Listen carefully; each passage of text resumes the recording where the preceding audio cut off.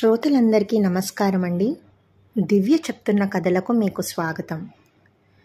కథలోకి వెళ్ళబోయే ముందు మీ అందరికీ చిన్న విన్నపం అండి. నా కథలు మీకు నచ్చినట్లయితే నా ఛానల్ను తప్పకుండా సబ్స్క్రైబ్ చేసుకొని లైక్ చేయండి. ఇక ఇవాల్టి కథలోకి వెళితే మనం చెప్పుకోబోయే కథ పేరు మధిర టు తిరుపతి. దీన్ని రచించిన వారు బిజివేముల రమణారెడ్డి గారు. ఇక కథలోకి వెళ్ళిపోదామా? సారు అన్న శబ్దం నా చెవి గూబను కాస్త గట్టిగానే చదివింది. నా భార్యతో మాటలకు మధ్యలో కామా పెట్టి ఎవరా అని అటు తిరిగి చూశాను. వయసు అర్ధ సెంచరీకి అవతలి గట్టు, 60 ఏళ్ల వరకు ఉండొచ్చు. మాసిన చొక్కాకు అక్కడక్కడా చిన్నపాటి చిరుగులు, కింద లుంగీ ఇంకొంచెం పెద్ద చిరుగుతో చొక్కాను డామినేట్ చేస్తుంది. నెత్తిన జుట్టు దుమ్మును పులుముకొని చిందర వందరగా ఉంది. కుడికాలికి పిక్క మునిగే వరకు కట్టు కట్టి చాలా రోజులైనట్టుంది. తెల్లటి కట్టు మట్టి పులుముకొని కనిపించింది. మనిషిని చుట్టుముట్టిన పేదరికం ఛాయలు. ఏంటన్నట్లు అతని వైపు చూశాను. సారు, నేను హైదరాబాదుకు పోయే రైలెక్కాలి. ఆ రైలేదో చెబితే ఎక్కుదామని బతిమలాడుతున్నట్లు మాట, అభినయం. సరే చెబుతా, అక్కడ కూర్చోనుండు.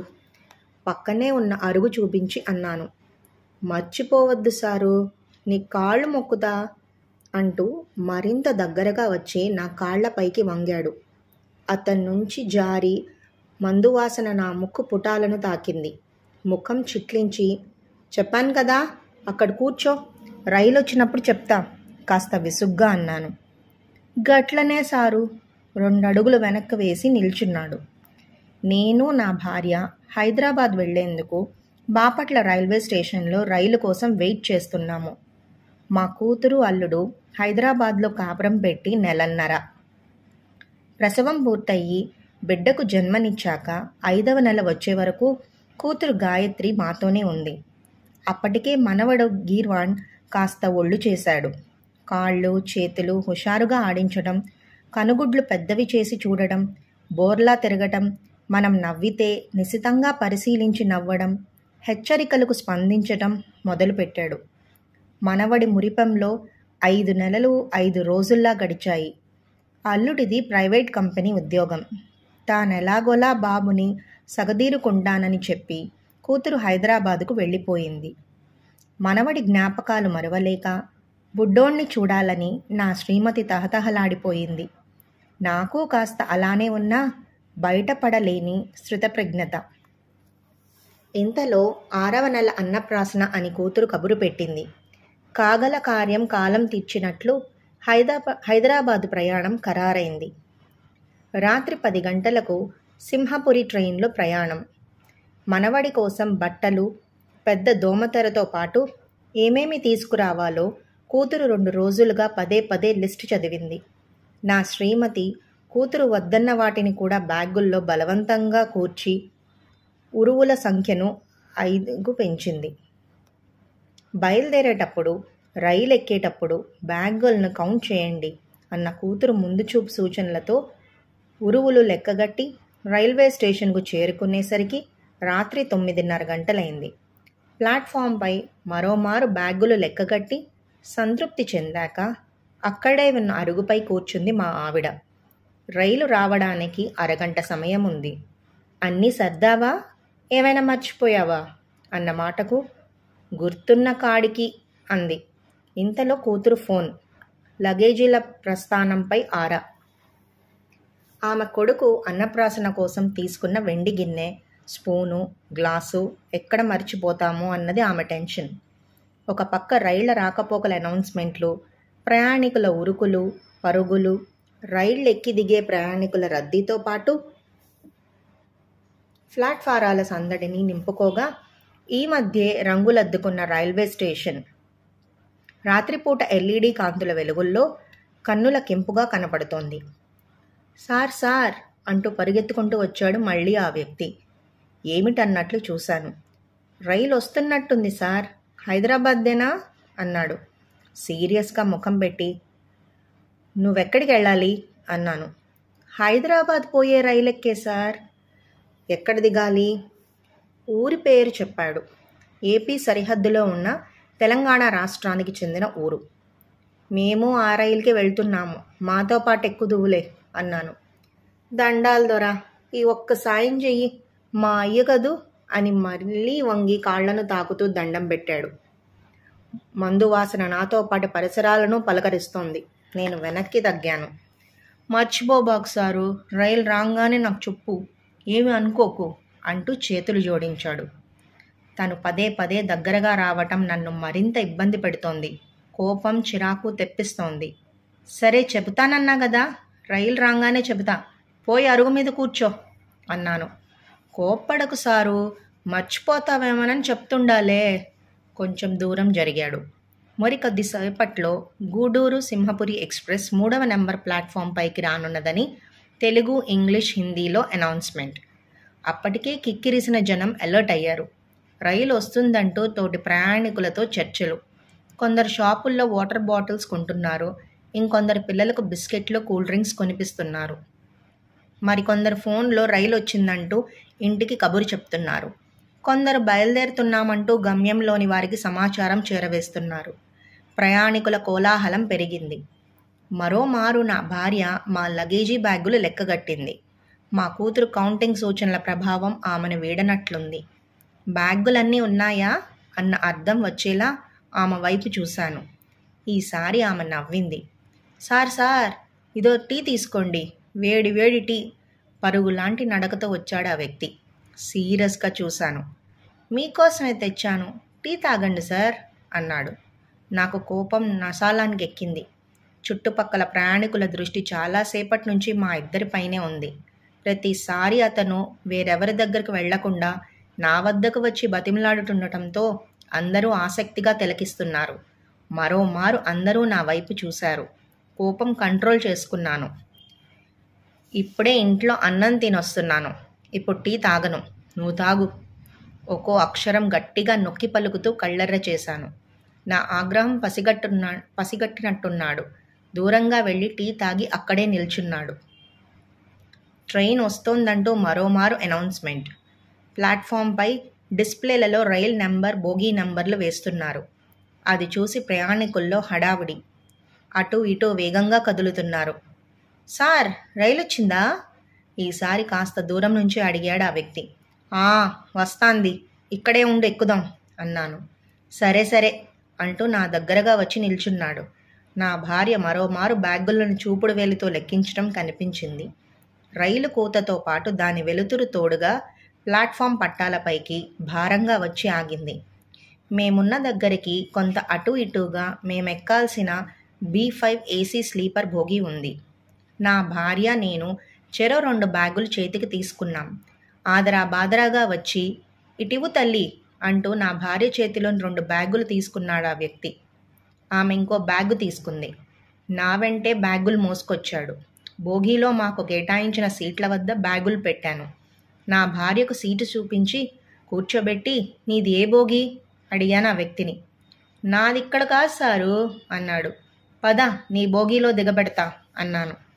నాదిక్కడ కాదులే సారు అన్నాడు మళ్ళీ. ఏది నీ టికెట్ చూపించు, సీట్ ఎక్కడో చెప్తా అన్నాను. టికెట్ లేదు సారు అన్నాడు. అదేంటి, టికెట్ తీసుకోలేదా?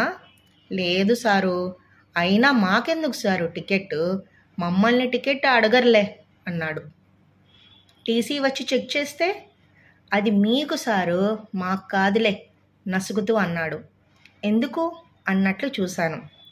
నేను అడుక్కునేటోణ్ణి సారు, మాకు టికెట్ గట్లా లేదులే అన్నాడు. ఆశ్చర్యం వేసింది. మాసిన బట్టలు, ఆహార్యం చూస్తే అచ్చమైన పల్లెటూరి అమాయకుడిలా ఉన్నాడు తప్పించి మరీ అడుక్కునేవాడిలా కనిపించలేదు. నువ్వు అడుక్కుంటావా అన్నాను. అవును సారు, నేను బిచ్చగాణ్ణి అన్నాడు. నా ముందు దాదాపు గంటపాటు రైల్వే స్టేషన్లో ఉన్నాడు. నాకే టీ ఇవ్వబోయాడు. ఎవరిని డబ్బులు అడుక్కోలేదు. మనసు ఏదోలా అయ్యింది. తను అబద్ధం చెప్తున్నాడేమో. నిజం చెప్పు, నువ్వు అడుక్కుంటావా అడిగాను. నిజం సారు, నేను బిచ్చగాడినే, 6 ఏళ్లుగా అడుక్కుంటున్నాను అన్నాడు. అంతకుముందు రైతును సారు అన్నాడు. ఉలిక్కి పడ్డాను. తన వైపు తెరిపారా చూశాను. రైతు కుటుంబంలో పుట్టిన నాకు తన మాటలు మనస్సులో అలజడి సృష్టించాయి. నా భార్యకు మళ్ళీ వస్తానని చెప్పి తనతో పాటు భోగీల వెంట నడుస్తున్నాను. నాగటి చాళ్లలో నడిచినట్లు కాలి పాదాలు తోసుకుతున్నాయి. సరిగ్గా అడుగులు వేయలేకపోతున్నాను. మనసుది అదే స్థితి. మెదడు గతి తప్పింది. ఏ tiffin idli vada sir, water cool drinks. Rail భోగిల్లో అరుపుల గోల. నా మనసు ఘోషపై ధ్యాస పెట్టిన నా చెవులు వాటిని పట్టించుకోలేదు. ఎలాగోలా జనరల్ కంపార్ట్మెంట్కి వచ్చాను. ఖాళీగా ఉన్న సీటుపై కూర్చున్నాను. కూర్చో, ఆ వ్యక్తికి సీటు చూపించాను. పర్లేదు సారు, నేను నిల్చుంటా అన్నాడు. చెయ్యి పట్టి కూర్చోబెడుతూ. నీ పేరు అడిగాను. సోమయ్య సారు. నీ కథ వినాలనుంది, చెప్పు సోమయ్య అన్నాను. ఒక్క క్షణం మొదలుపెట్టాడు. మాది మదిర దగ్గర పల్లెటూరు సారు. చిన్న రైతు కుటుంబం. ఒక కొడుకు, ఒక కూతురు. 2 ఎకరాల మెట్ట. వానొస్తేనే పైరు, లేకుంటే బీడు. రెక్కలు గట్లా కట్టెలు చేసుకొని పని చేసేటోళ్ళం. అప్పులతో పెట్టుబడి, కరువులతో కష్టాలు. ఒక పంటొస్తే 4 పంటలు పోయేటివి. వడ్డీలు పెరిగొచ్చి అప్పులు కుప్పబడే. తీర్చే దారి దొరకపాయే. వడ్డీలు పెరిగొచ్చి అప్పులు కుప్పబడే. తీర్చే దారి దొరక్కపాయే. ఎదిగొచ్చిన కూతుర్ని ఇంట్లో పెట్టుకోలేం గదా సారు. ఎకరం అమ్మి బిడ్డ పెండ్లి చేస్తి. నా కష్టం పిల్లోడికొద్దని వాణ్ణి డిగ్రీ దాకా చదివిస్తి. అప్పులోళ్ళు ఇంటి మీద పడి ఆగమాగం చేస్తిరి. నానా మాటలు పడితి. అవి భరించలేక ఉరిపోసుకుందామని తీర్మానం చేసుకుంటి. భార్య, కొడుకు దావలేని రీతిని వీధిన పడతారని మనసు మార్చుకుంటి. సేద్యం ఇక కుదిరే కథ లేదని తీర్మానం చేసుకుంటి. ఉన్న అప్పు వడ్డీలతో కలిపి 5 లక్షలకు ఎగబాకే. ఎకరం అమ్మి లొల్లి చేసేటోళ్లకు కొంత అప్పు గడ్తి. మా ఊర్లో నా దోస్తుగాళ్లు కొందరు సేద్యం ఎత్తిపెట్టి చిన్న చిన్న వ్యాపారాలకు పోయి బాగానే సంపాదిస్తున్నారు. ఓ దినం నా బాధ వారికి మొరపెట్టుకుంటి. మాతో వస్తావా అనిరి. అట్టే అని చెప్పి ఒకనాడు వాళ్లతో పాటు తిరుపతి రైలెక్కితి. ఎట్టో కట్ట గడ్డెనెయ్యి స్వామి అని ఎంకన్న స్వామిని మొక్కుకుంటి. తిరుపతి పోయి చూస్తే నా దోస్తుగాళ్లు చేసే వ్యాపారం బెచ్చమెత్తుకోవడమని తెలిసేసారు. పొద్దున లేచింది మొదలు రాత్రి దాకా అడుక్కోవడమే. ఇదేందయ్యా, ఇట్టాంటి దానికి తెస్తిరే అని తొలి రోజు మనసాగక యాతన పడితిని. కలో గంజో కలిగిన కాడికి నలుగురికి పెట్టేనోళ్ళం. ఇప్పుడు అడుక్కునే రోజులొచ్చే అని కుమిలిపోతి. అప్పు తీర్చాలా, కొడుకును దారిలో పెట్టాలా? మన కాడ ఏముందని ఏం వ్యాపారం చేస్తాం? మనసుకు నచ్చి చెప్పుకుంటి. ఆ రోజు నుంచి అడుక్కోవటం మొదలు పెడితి సారు. 2 వారాలు బిచ్చమెత్తడం, ఇంటికి రావడం, 2 రోజులుండి మళ్ళీ పోవడం, నెలాఖరుకు రావడం, 2 రోజులుండి మళ్ళీ పోవడం. 6 ఏండ్ల కాలం గడిచిపాయెదొరా. మనసు బాధని పంచుకునేదానికి దోస్తానా దొరికిండనుకున్నాడేమో. కబిగిన తన కథ చెప్పాడు సోమయ్య. మనసును పిండేసే కథ, నేలను కదిలించే కథ. కొన్ని నిమిషాల పాటు మా మధ్యన మాటల్లేవు. అంతా నిశ్శబ్దం. రైలు ఇనప చక్రాల రోదన నా చెవికెక్కడం లేదు. కొద్దిసేపటి తర్వాత, ఇప్పుడెలా ఉంది పరిస్థితి అడిగాను. బాగుంది సారు. అప్పులు తీర్చాను. ఊర్లో పాత ఇంటిని రిపేర్ చేసుకున్నాను. కొడుకు హైదరాబాద్ కంపెనీలో చేరాడు చెప్పాడు. రైతుగా 10 మందికి పెట్టినోడివి బిచ్చమెత్తడం ఇబ్బందిగా లేదా సోమయ్య? ఎందుకుండదు సారు. ఎదుటి మనిషి ముందు చేయి చాచగానే కొందరు చీదరించుకుంటారు. కొందరు పని చేసుకొని బతకొచ్చుగా అంటారు. కొందరు అసహ్యంగా చూస్తారు. కొందరైతే నానా తిట్లు తిడతారు అన్నాడు. మాటలు పడ్డప్పుడు బాధనిపించదా అన్నాను. అనిపిస్తుంది సారు, ఖచ్చితంగా అనిపిస్తుంది. అలా అనిపించినప్పుడల్లా రైతుగా నేను పడిన కష్టాలు కళ్ళ ముందేసుకుంటాను. పంట కోసం తెచ్చిన అప్పులు గట్టమని అప్పులు ఇచ్చినోళ్ళు తిట్టిన తిట్లు గుర్తు తెచ్చుకుంటాను. తోటి మనిషన్న జాలి లేకుండా ఇంటి మీదకొచ్చి పరువు బజారుకి ఇచ్చినప్పుడు పడ్డ యాతన గుర్తు తెచ్చుకుంటాను. పెండ్లాన్ని అమ్మైనా బాకీ తీర్చాలన్న మాటలకు గుండె పగిలి ఏడ్చిన ఏడ్పు గుర్తు తెచ్చుకుంటాను సారు. చుట్టుపక్కోళ్ళు గుమికూడి ఓదార్చకుండా మాట్లాడిన వెకిలి మాటలకు పడ్డ యాతన, వేదన గుర్తుకు తెచ్చుకుంటా. ఆ మాటలు పడలేక ఉరిపోసుకొని చచ్చిపోదామనుకున్న రోజులు యాదికి తెచ్చుకుంటా. ఆ కష్టాలు, అవమానాల కంటే బిచ్చమెత్తుకునేటప్పుడు పడే మాటలు నన్నిగా అగుపిస్తాయి సారు. రైతు ఉన్న నాటి కష్టాలతో పోలిస్తే ఇప్పటి నొప్పి గుండెను పిండదా సారు. సోమయ్య మాటలు ఆర్ద్రంగా మారాయి.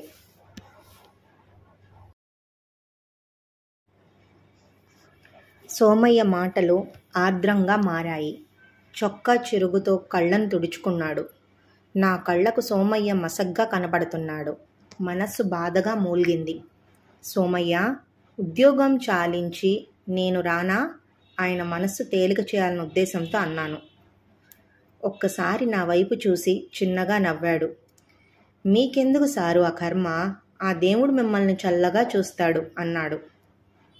అవును సోమయ్య, తిరుపతి ఎందుకు వెళ్ళడం అంత దూరం అన్నాను. భక్తులు దేశం నలుమూలల నుంచి వచ్చే తావు సారు. పాపాలు చేసి పుణ్యం పట్టుకుపోయేటందుకు మొక్కులతో వస్తారు. దండిగా డబ్బులతో వస్తారు. ఖర్చు పెట్టేటందుకు సిద్ధపడే వస్తారు. దేవుడికింత మాకింత చెప్పాడు. అయితే భిక్షమెత్తి పాపులకు పుణ్యం పంచే దేవుడు ఉద్యోగం అన్నమాట అన్నాను. ఊరుకోండి సారు, వెంకన్న సామే దేవుడు, నేను కాదు నవ్వుతూ అన్నాడు. సోమయ్యలో నవ్వు చూశాను. కొంచెం బాధ తగ్గింది. సెల్ ఫోన్లో టైం చూశాను. 12 కావస్తోంది. ఎవరిగోడు పట్టని సింహపురి ఎక్స్ప్రెస్ విజయవాడ దాటి మధిర వైపు వేగంగా పరిగెడుతోంది. మీరెళ్ళి పడుకోండి సారు, మేడం ఒక్కరే ఉంటారు. నేను ఇంకో గంటలో దిగిపోతా అన్నాడు. అవును సోమయ్య, నువ్వు బాపట్లలో ఎందుకున్నావు అన్నాను. తిరుపతిలో తొందరగా రైలు ఎక్కాను సారు. తీరా చూస్తే అది మా ఊరు దగ్గర ఆగదంట. అందుకే ఇక్కడ దిగాను. దసరా పండగకు కొడుకు, కూతురు, పిల్లలు ఊరికి వచ్చిండ్రు సారు. రేపే పండగ. మళ్ళీ రైలు ఎక్కడ పోగొట్టుకుంటానోనని భయపడి మిమ్మల్ని ఇబ్బంది పెట్టాను అన్నాడు. సరే అని లేచాను. ఇప్పుడు సోమయ్య దగ్గర నాకు మందు వాసన రావటం లేదు. మట్టి వాసన వస్తోంది. రైతు చెమట వాసన వస్తోంది. చెయ్యి కలిపాను. పాలకుల ఆదరణ కరువై ఓ రైతు కాడిదించాను. 100 మంది జనం ఆకలి ఆర్తనాదాలు నా చెవుల్లో మారుమోగుతున్నాయి. అన్యమనస్కంగానే నా భోగి వైపు అడుగులు వేశాను. కథ ఇక్కడితో సమాప్తం. శ్రోతలారా, విన్నారు కదా ఈ హృదయ విదారకమైన కథని. ఎంతో కష్టపడి వ్యవసాయం చేసుకునే రైతు పంటలు సరిగ్గా పండక, వానలు సరిగ్గా కురవక ఒక్కసారిగా తన కుటుంబం అంధకారంలోకి వెళ్ళిపోయారు. అప్పుల బాధల్లోకి కూరుకుపోయారు. నలుగురికి అన్నం పెట్టే అన్నదాత చివరికి అన్నం కోసం భిక్షమెత్తుకునే స్థితికి వచ్చేశాడు.